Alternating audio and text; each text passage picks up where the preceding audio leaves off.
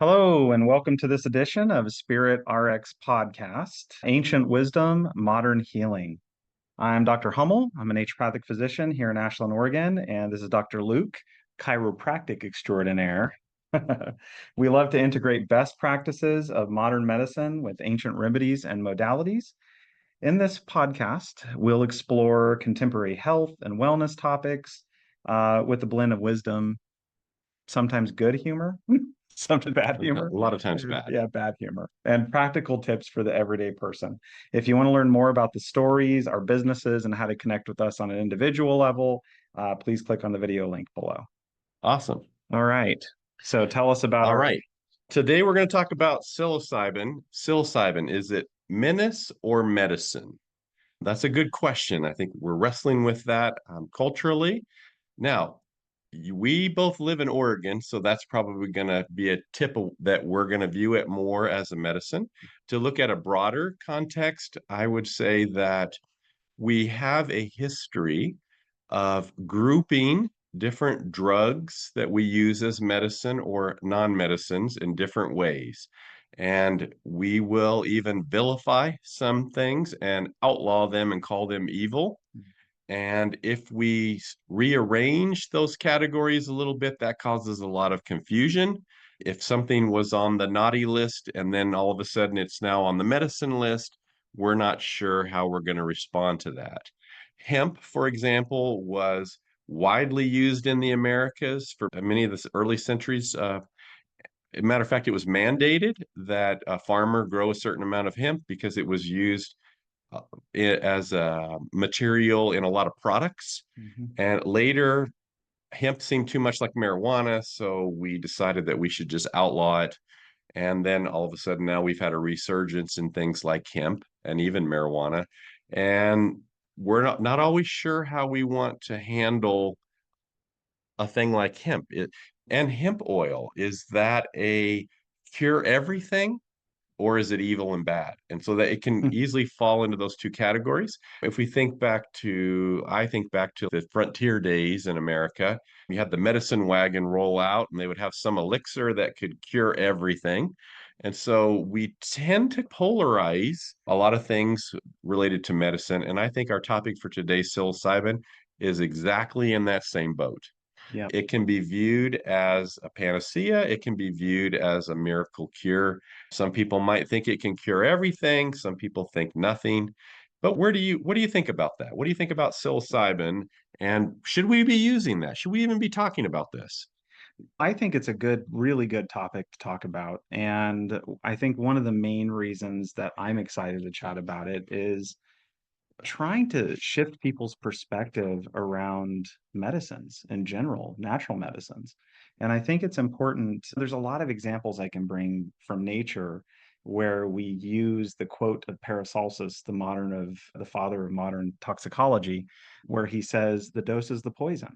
And that's what I think every medical constituent, every plant that has these various constituents within them, they have a poison to them and a healing aspect to them.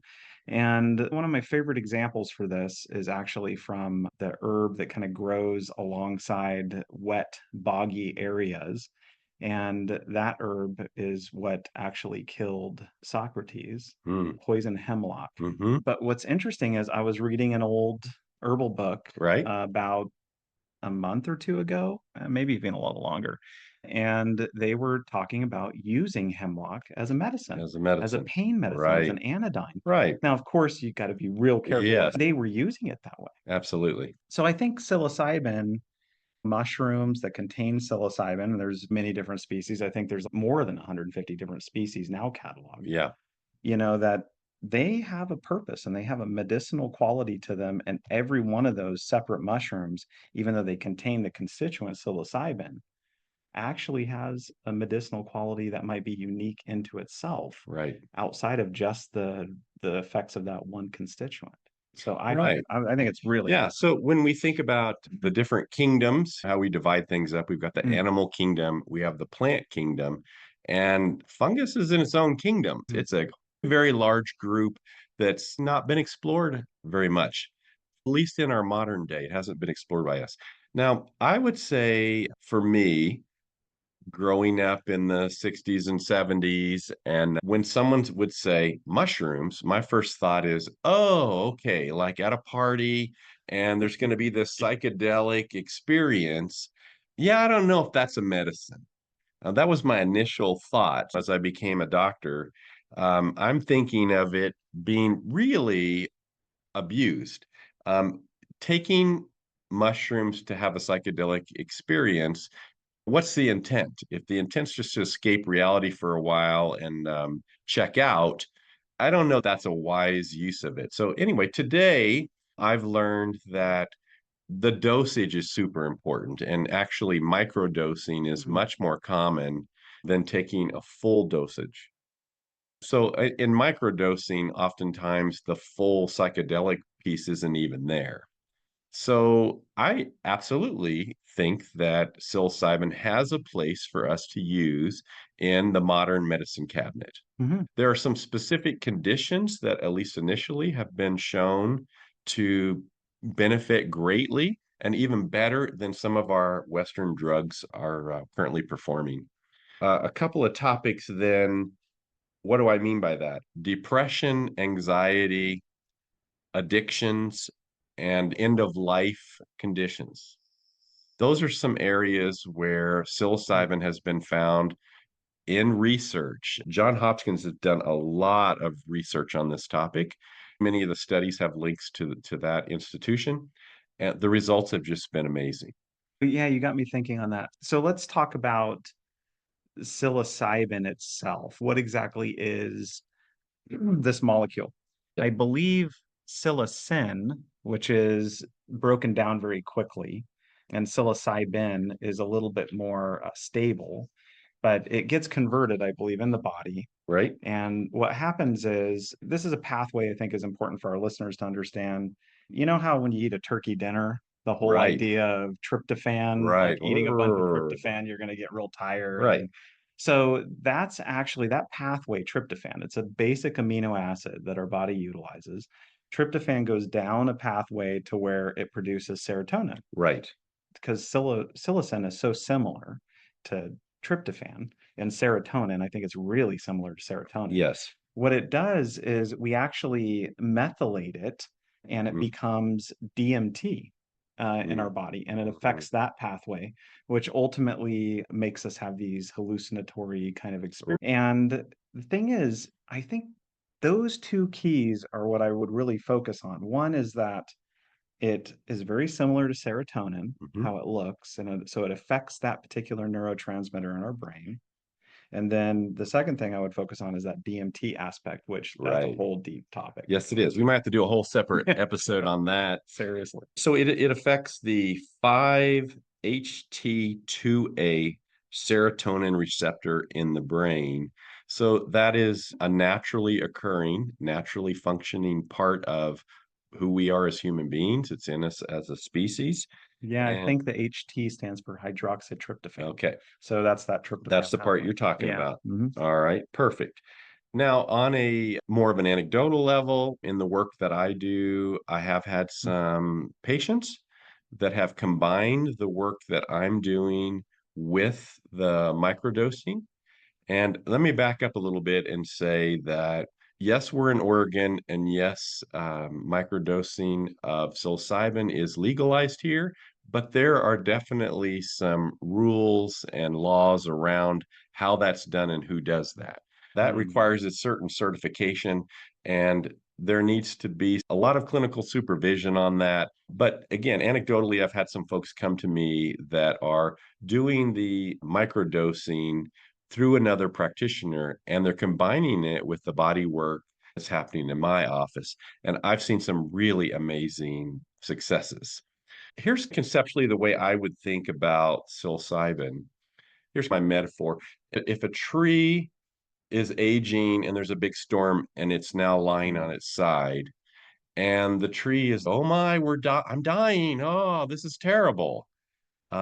Then it's down there on the ground where there's moss and fungi. And so then the mushrooms come along and say, hey, We're here to help you. This is going to be fun. Fun guy. We're going to have a party out of this. So don't fear the end. We're going to help you create something new. There's going to be new life that comes out of this experience. Let us help you with this. And fungus is amazing. Some of the fungal roots can spread for miles.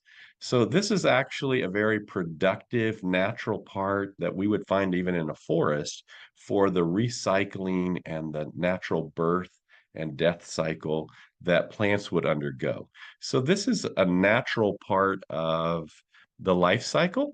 And I think as humans, then we're looking for ways, how can we capitalize on that too? Because actually we're part of that whole system, whether we think we are or not, whether we live in a sterilized building in a city or whether we're actually living out in the woods, we have the same kind of thing going on. So I see the psilocybin affecting very powerfully in a positive way for conditions in which if the person could just temporarily drop their fear, then they're able to see what life and reality is like without that. It changes them. Hmm. So it's like removing a screen door of every one of our cells is pre-wired to preserve itself. And so it doesn't want to die. And so we have this self-preservation or this fear of death that's in us, whether we think of it that way or not. If those fears become, if they grow a lot, then it can turn into different problems and conditions and illnesses. So the psilocybin to me is really helpful in that it allows us to temporarily remove those blinders of fear and allow us to look at things in a new, fresher way. And oftentimes the person will say that they not necessarily experience this psychedelic thing, but they see a happiness, a blissfulness, a connection with things beyond just what their senses tell them. So beyond the natural world, they feel more connected and in touch with what is beyond that. And it feels beautiful and it creates more ease and a new sense of security and safeness that, oh, I'm not out here all by myself. Yeah. So it's interesting. I love that visual that you give, and I think part of the beauty of that visual is recognizing the place that we all have within that cycle of life. And I read this in Right? that book I was showing you earlier. There was a tribe, and I cannot recall the name of the tribe. There's many of them, South Right. America. A shaman was translated in their language as basically a person that's a thinker.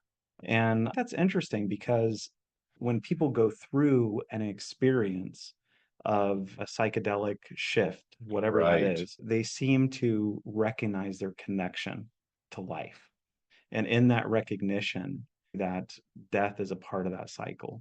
And so that kind of absolves that fear, Yeah, which I agreed. think is beautiful. I love that. And I think in older cultures, human cultures, there was more emphasis placed on ceremony and upon traditions and changes that would occur naturally along the lifespan. And then a psychedelic drug oftentimes was part of that tradition. And so let's say, for example, a boy is going to become a man, and there's a week-long ceremony, and these certain Hmm. activities are going to occur.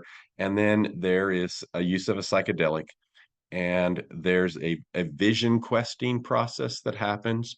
Now, this wasn't, hey, go out in the woods and get high Okay. and have an experience and come back and then tell us about it. This was go and connect with what's beyond and bring that wisdom back. It's about you and what your mission is going to be in the tribe moving forward as a man, but how does this benefit the tribe? So it was Interesting. used, yes, to create that altered state in which the vision could be sought and received. But more importantly, once that's over, then what? I've been around, there's a place about Right. 2 hours from here where there's some very interesting petroglyphs on the side of, on the edge of this lake, there's a cliff, and there's just hundreds of these petroglyphs. And what was clear to me is that these are where these visions would come in. And then the young man that would depict that, what his vision that he received, he would put that on the wall, and all the mystery from the tribe is just adding layer upon layer. And sometimes it's so simplistic, it's hard to tell what it's really about, but it's just so fascinating to walk along and look at hundreds and hundreds of those. And you're becoming part of something that's much bigger. You're connecting to the ancestors in such a big way, and there's such a greater sense of purpose that, okay, now I'm really propelled to go forward on behalf of my people. This is actually a good point to bring up the concept of the differences between it being used in like a Right. ceremonial high dose use versus that microdosing. Yeah. I think they're very different. And I would say that the high dose psychedelic experience is what we're really describing here. And that has its place and its purpose Mhm. if it's used for that. If it's just a recreational weekend thing, Right. and some people do that, and I'm not here to judge that, and their life can benefit from that. But when you and I are, as physicians, are talking about medicine, that's not what we're talking about. That wouldn't really be any different than if someone takes some other medication because I want to feel numb this weekend. That's not an appropriate use for that. So I think there's the three layers that we're outlining here. The first layer is part of pre-experience, right? Where you're setting up the environment, Yes. you're creating, just like you described, the ceremonial Yes. aspect of it for this rite of passage that existed within these tribal experiences. But you have this pre-experience, then the psychedelic experience, which is a perception altering, mind altering, emotion altering experience. And then, as you just mentioned, which I think is the beautiful thing, what happens after the Yeah. How do we experience? integrate that and make it last Yeah, and yeah, be that's permanent exactly and be correct. effective and powerful and change things for the better?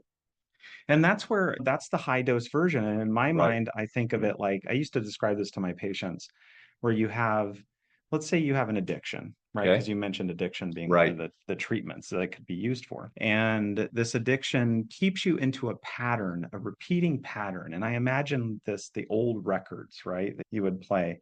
And it just keeps skipping and playing the same line Right. over and over again. It's like the psilocybin lifts up the needle and sets it back down. Now it's Mm, flowing again and it's on maybe a different track now, right. right?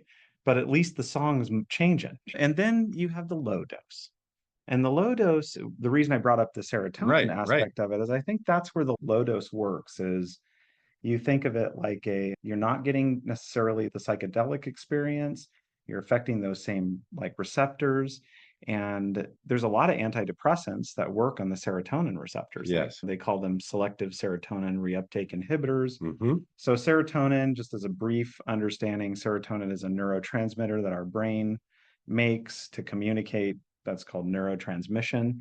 And there are specific emotive states that are connected to that, which is why typically, Right. this is a false theory, by the way.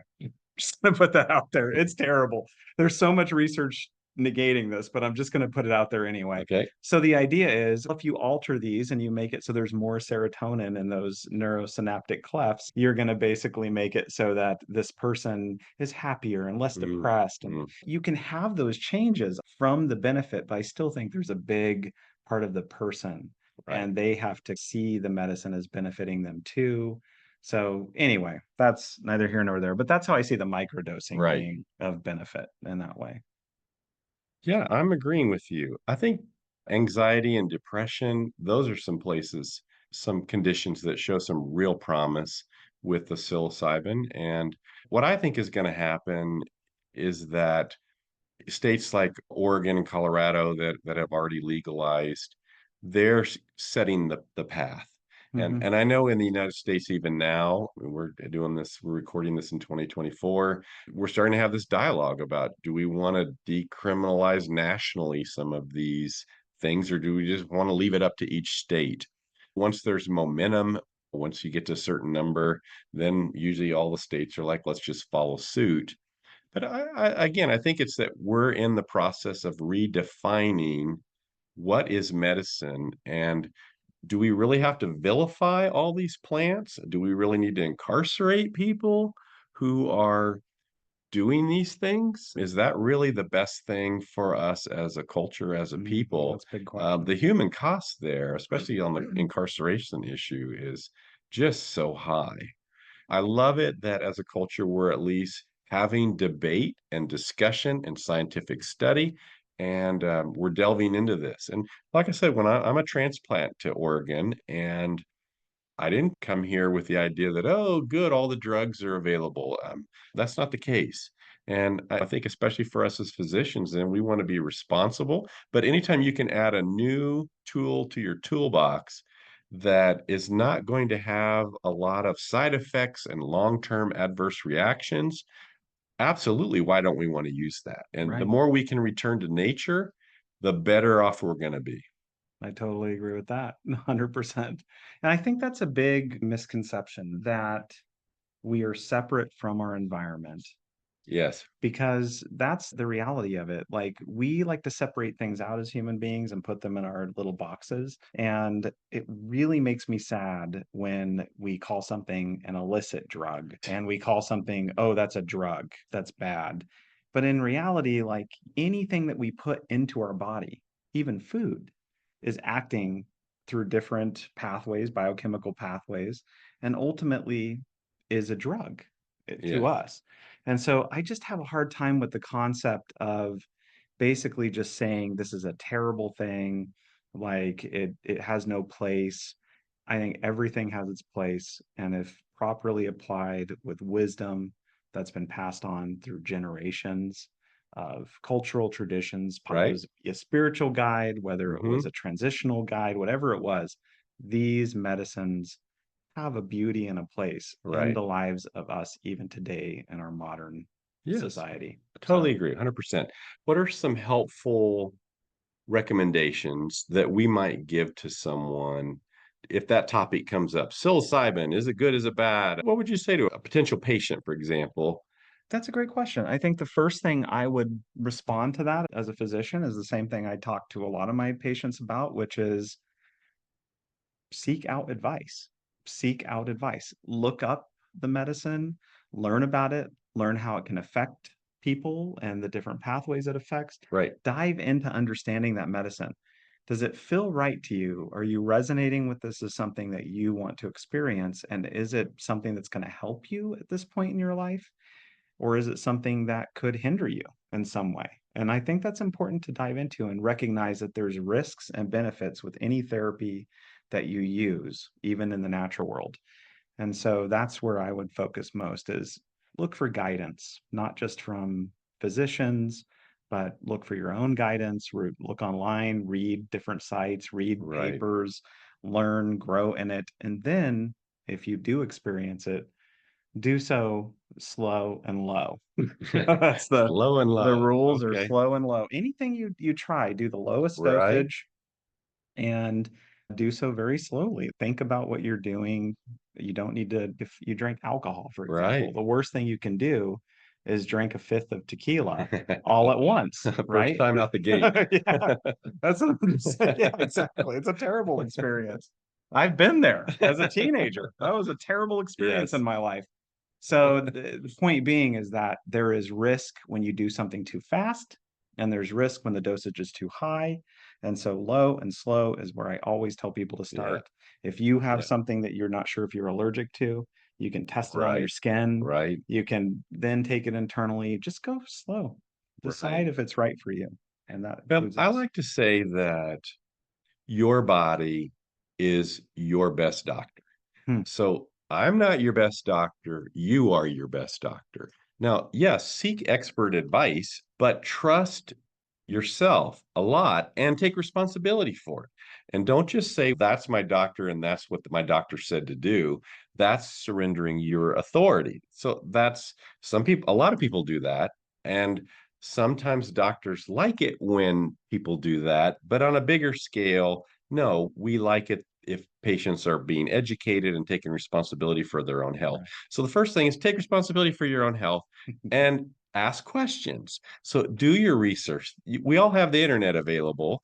And yes, there's a lot of crap on the internet, but there's also so much, there's more on the internet about this topic than Dr. Michael and I, Yeah. yeah, we don't even, we're We're not touching the experts. surface of it. We're not experts We're on not it. experts on this topic. It's not in our wheelhouse, our domain, but it dovetails with us. And I would strongly urge you go talk to people that are in this industry and have an open mind and say, can this help me or not? And get direct and honest answers and get more than one opinion. I think that's very valuable.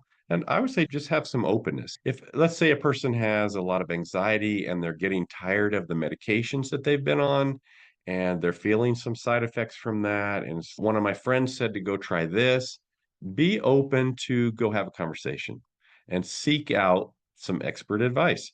And you can certainly start with your family physician and see what that person has to say, but also realize that they have a filter. If they're old as dirt like me, they might still have an older paradigm or mindset about it and think, oh, that's still on the vilified list. Don't do it. But I think more and more physicians are becoming open to, hey, there's a lot of alternative treatments that are very good, and we need to customize that. And that's one of the things I love about your Mederi Center, Dr. Hummel, is that you really customize to the person what their treatment plan is going to be and use a wide variety of tools for giving those treatments. I take a little bit of personal responsibility in that, but it's Donnie Yancey and his background. Definitely, he's created that center that way, Yeah, which I think so is if beautiful. you don't know Yeah. about the Mederi Center in Ashland, you should go online and check it out. It's pretty significant, and the work that's done there is it's very life-changing. And yeah, I'm proud that's here in our community, and it's a good resource. And we all need help from time to time, and sometimes in those darkest moments of life, that's when you really need it. And Mederi Center is a shining light in the middle of some people's darkest times. So Hell of the kudos sun. to really shine the light. That's a lot. Yeah, and be careful. There's a lot of solar flares, warnings out this week too, everyone. Be on the lookout and don't blame me for it. Oh yeah, good point. That's supposed to happen tonight. Yes, it That's is. right.